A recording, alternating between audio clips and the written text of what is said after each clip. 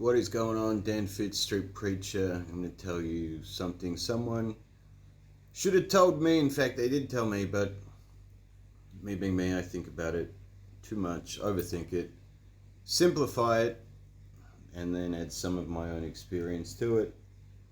Therefore, you guys learning if you watch these. I mean, I don't really post too much else these days. And I mean, it is my career, it is my income, and it is possibly my biggest passion these days. So this photo last night where I was jacked. Or was I shredded? I don't know. No, I was shredded. Not that it fucking matters. I was like made out of granite for this fight. That it was my last fight. 2018, 2017. So it's 5 years ago. Half a decade ago.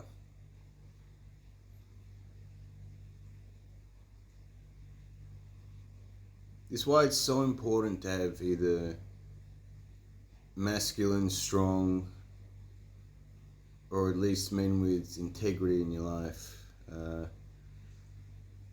My granddad said to me, last thing he said before he died, and he didn't just say, hey, I gotta give you some great advice. You gotta ask for what you want. You gotta ask life for what you want. Sometimes people, I mean, that's a good example. If someone has what you want, ask them how they got it. They'll tell you. They might not do it for you, they might not show you how to do it, but they'll tell you.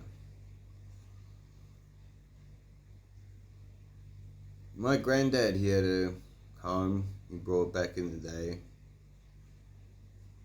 I think it's about $100,000 he bought it for. Maybe less. It's now worth something like $3.5 million. That's just one decision, choice, that changed the trajectory of his life. He's now passed, yet I'm still carrying on his legacy by talking about him now. But that was just a house. And I think he built that house himself on that block of land. Now, if that's a good get-rich-quick scheme, this is a period of 60 years, mind you. And that's probably not going to happen again with land. So he buys this house, meets his wife, my grandmother, at a football game. They see each other in the crowd, start talking. They're together for about 60 years, give or take. And that dude was a hard fucking working man. He was a carpenter. He had 3 boys, one including my dad. He's a carpenter, he's got 3 boys, built his own house. That's a fucking man. Now, I won't go too much into the details of his life. I'm not saying that's how you have to live. Not at all. That's just what he did. The reason why I share that with you is because he was a pretty chilled out dude. He was pretty content. Even right up until when he died, like, you could tell he knew what I'm about to tell you now. I said, Granddad, give me some good life advice. And he said, Daniel, life is a collection of good and bad memories. Notice he said good and bad. He didn't say good times, doing what you want, putting yourself first, putting yourself last. He just said good and bad memories. And it's up to you to create as many good ones as you can.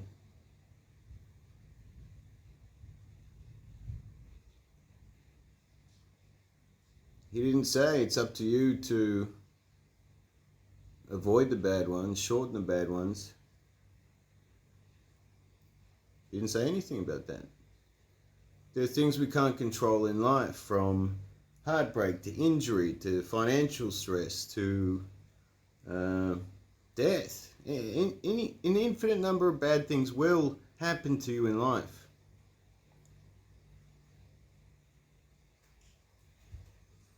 The reason why I went down memory lane today, I ran into a group of fighters. Again, hang around with strong, confident, successful, respectful men.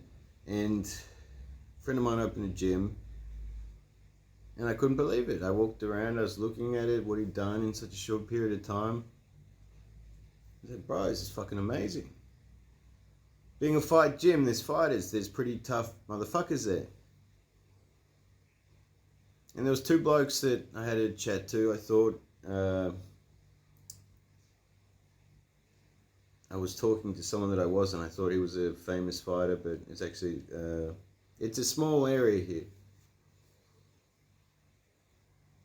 And I noticed the accents. I'm like, you guys Aussie? He said, no, I'm Kiwi. He's from Australia. I said, oh, where are you from? He said, Melbourne. St Kilda. And I said, fuck, St Kilda, that's a tough place. Jesus. Where are you from? That's what he said to me. I said, Frankston. And the other guy says, fuck, I'm from Frankston. I don't usually tell people that. He's like, yeah, fuck, I don't blame you. And the other guy that was from St Kilda, he's like, fuck, like, you think it's bad here? That place is rough.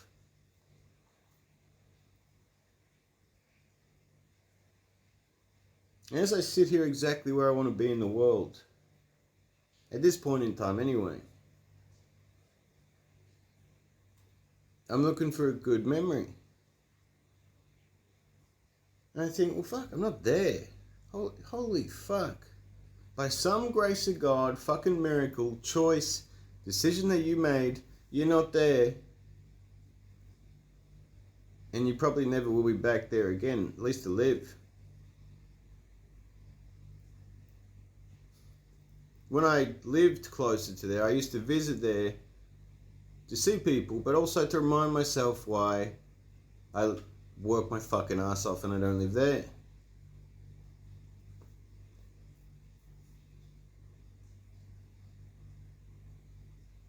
Now I could list with you my challenges, my pain, what's hurting me, what's making me feel good, what I feel like doing, probably what most people feel like doing on a Saturday night. I mean, I could be partying, seeing friends. It would take a text message. I could make a girl appear. I'm not saying that to sound cool or anything like that, because if most of you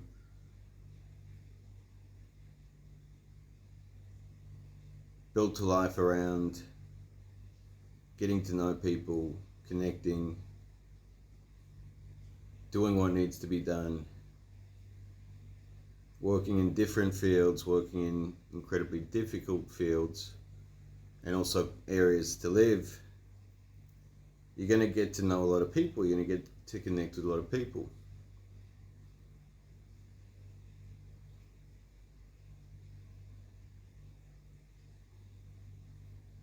And as I found myself in one of those difficult places, one, looking for a good memory to remind myself,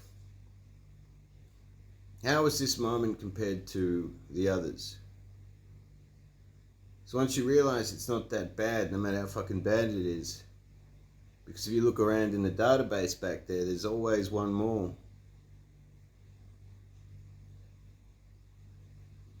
You're able to stop and think clearly about getting back to making good memories, which will be, incidentally, in the future, which is now, which if you think about will spin you out.